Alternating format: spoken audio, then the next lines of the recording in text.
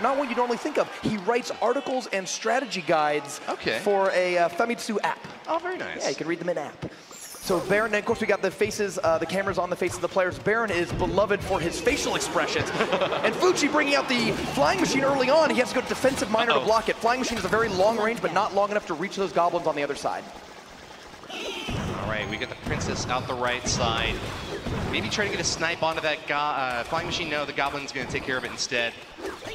Flying machine out the right side couldn't get a whole lot of value in there either. Berin has already shown us enough cards. Even if this is your first Clash Royale tournament, you know what he's playing, right? Spellbait. We have the classic Goblin Barrel Princess and Goblin Gang. We have to see what spells Fuchi are going to play because it's going to be very, very important here. Lava Hound comes out for Fuchi. That is a big flying tank that is going to turn into a smaller swarm of attacking lava pups. Berin is going to have to make sure that that Lava Hound does not blow up on his tower and unleash all of those lava pups because he'd be in trouble if they did. I think I'm starting to see why Fuchi countered that Goblin Barrel with a miner now. He's got almost no ground-based troops in his deck, relying entirely on the air. He's making a big assault out the right lane, but hasn't connected on the tower yet. I think this miner chip on the left is the only he's gotten so far. And Berin has gotten the better of this early exchange. The first minute or so into the game, both of Fuchi's towers have a little bit of a black eye, and Berin's towers are standing strong. Fuchi called himself a 6 out of 10 on creativity, but this is certainly a new deck to me. It's surprising a lot of people in the stands here, and I'm sure of those watching at home. Let's see. What's interesting, Goblin's not going to get any value. Log rolled through him. What's interesting about Fuchi as a player is he only plays exactly what he needs to play in order to win. Multiple times during the Japanese finals, he would only play like 5 cards or 6 cards in his whole deck and never actually play the last 1 or 2 cards because he just had a cycle that was working and didn't feel the need to mix it up. Taking a little bit of damage at the left. It's kind of revealing the weakness of this deck that Fuchi's running. So many aerial troops can deal a lot of damage uncontested. You know, Berin's Knight certainly can't reach those flying machines. But without anything to block those heavy hitters on the ground, he's just taken a little bit of reliable chip damage here, left and right side, now down to nearly half hit points. And now that we're at double elixir time, though, this is going to turn it around a little bit for Fuchi. He has a big tank. He wants to spend a lot of elixir putting together his push, and he's got to get around that Inferno tower on defense. When you have double elixir, you certainly have more ability to do that, and he's got to push through on one side. Berin, great job keeping up the pressure on the left lane, getting it down to 507 damage left. Zap's going to reset the Inferno tower, giving the Lava Hound a second life here, but I don't know if he's going to be able to punch through 2,000 damage in the next 20 seconds. Yeah, it was Fuchi's time to shine, but that Inferno tower is shown even brighter, tearing apart that Lava Hound. Left side now down to 507, almost in rocket range. Berin is getting awfully close. He likely has that as his last and final card in this deck, but the Goblins are going to get it down anyways. Berin with the 1-0 clean sweep of Fuchi, barely takes any damage on either of his towers. Hard countering his opponent and getting himself the upper leg in this best-of-3 match. Game number 2, Berin in blue along the bottom, Fuchi in red along the top.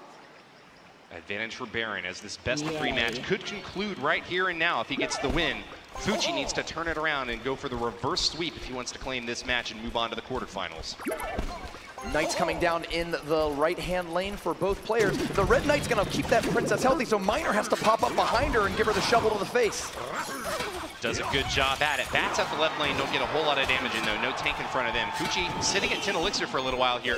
Let's see what his counter's going to be to this big Goblin Gang at the right. He's got a Goblin Gang of his own. Looking awfully similar in terms of win condition, but Berin actually has a much heavier deck. That Mega Knight landing on the left side knocks out those Goblins and we're going for a big counter push. Let's see what Fuchi has to knock it down. And the question for me is, does Fuchi's version of Spellbait play an Inferno Tower? Because Balloon from Berin is going to pull it over. He has Tesla, so he does have at least a building to pull it over, but it's not shooting the balloon. One drop gets in, and he manages to take it out. Spirit. I think Christmas came early for Fuchi and able to throw that little snowball onto the balloon there. Unfortunately, he's going to lose his princess to the balloon death damage, but looking like he's holding on relatively well here. Not a whole lot of damage for either Fuchi or Berin just yet in this match. Can he defend this princess from the miner? No. He might go for the king. He's awfully close. That's why he ignored it. King tower activation early for Fuchi, and Berin has made a big error. Super difficult to make a comeback after that big defensive advantage is set up, and Fuchi's got to be happy about that. Yeah, because now what he can do is use his Tesla towers and other defensive troops, pulling troops into the middle, into the light alley right cutting through the center of the arena where all 3 towers will shoot for a severe amount of damage. Yeah. He's got to stop this Inferno Dragon from locking on. Ice Spirit jumps freezing it in place, and Goblin Barrels coming out to do some damage. Then again, it's not necessarily the worst thing in the world for Berin. He's relying more on big, heavy hits from the Balloon or the Mega Knight even. He's not too worried about little chippy defensive setups from Fuchi. but it can't help him at all to have the King Tower activated there. Great Knight placement, stops the Mega Knight from leaping onto the Tesla Tower. Is going to hold it in place while the tower just picks away little shots at it.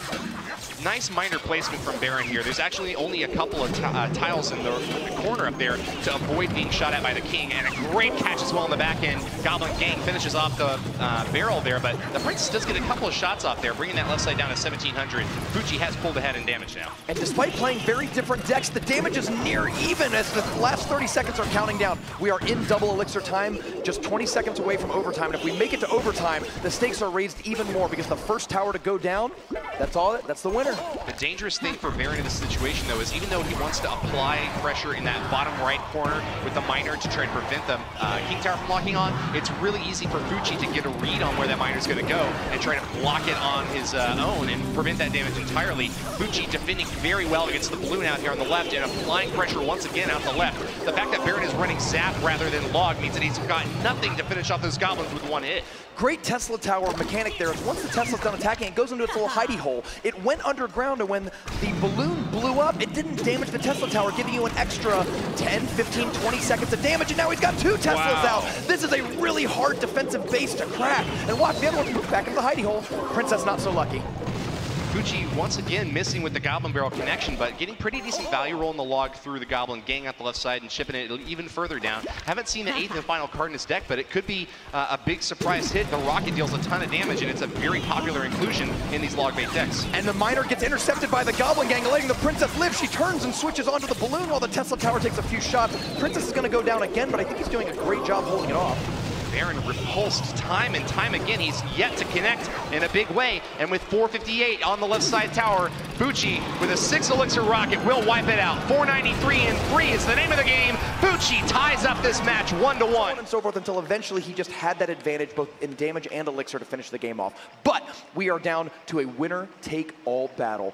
Number 3 of this match. After this battle, we'll be halfway through the first round of the World Finals. Already? Yes, sir. Fuchi opening up with Giant, the first time we've seen Giant today. 5 elixir, the highest amount of health per elixir cost in the game. If you need something to hold the line, go get your Giant out. Looks like the Giant's gonna be paired up with a lot of flying critters here, but a bad sign for Fuchi as the Executioner comes in to chop them down. He can get great value against minions, whether they're in horde form or just the trio. Nice strike on the right side for Berin, though. He does manage to get a little bit of damage off the right side tower from that Hog Rider. Giant gets a few punches in. Of course, he goes straight for the tower, so he's going to ignore the little troops on the bottom. Not even a minute into the game, this is an MVP Executioner, and he's already taken out 12, 17 elixir worth of troops before he even crossed the bridge. Chopping him apart. Fuchi's in a lot of trouble here.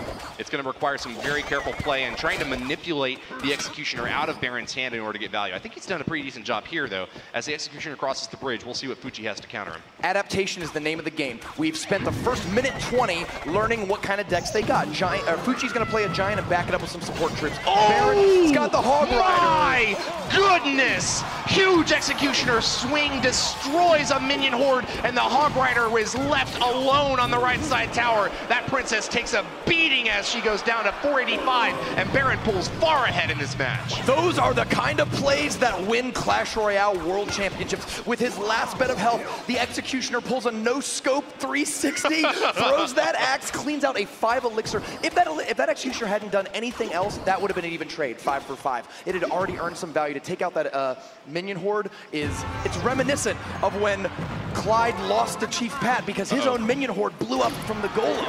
At the King's Cup 1, Hog Rider's going to finish it off. Berin needs to hold tight for the next 52 seconds in order to move on to the next round. The unfortunate thing for Fuchi, though, is that he's having to push on his weak lane. Hold on now, this is a split attack, actually. An Ice Spirit to freeze the minions out the left lane, and it seems that a Tornado is going to end his hopes of being able to attack the left side. Still, though, a Giant has already pummeled the right side tower down to 1101. It's possible that Fuchi is actually going to get more damage out of this game than Berin, but the fact that Berin was able to concentrate it all on the right side tower means that it's looking like he's very likely to win in the next 23 seconds. There is only one hit point that matters, and it is the very last one.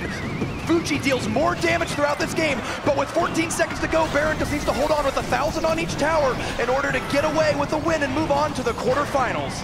They say the best defense is also a good offense. Berin is showing that that is true. Hog Riders have torn apart Fuchi's left and right side towers. The right side going down means Berin has won. Player from Team Germany from Team Nova from Germany will be moving on to the quarterfinals. A 2-1 victory over Fuchi.